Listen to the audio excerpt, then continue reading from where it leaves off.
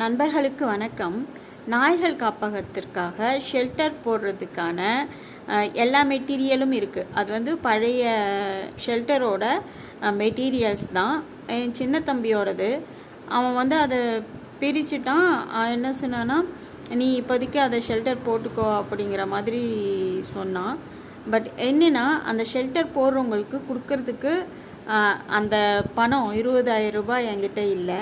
அதனால் வந்து ஷெல்டர் போடுறது டிலே ஆகிட்டே இருக்குது. அம்மா ஹெல்ப் பண்ணுறேன்னு சொன்னாங்க, ஒரு வாரத்திலே போட்டுத்தரேன் அப்படிங்கிற மாதிரி சொன்னாங்க. பட் ஆனால் திடீர்னு அவங்களுக்கும் உடம்பு சரியில்லாமல் ஆயிட்டதுனால அவங்களால எனக்கு உதவி பண்ண முடியல.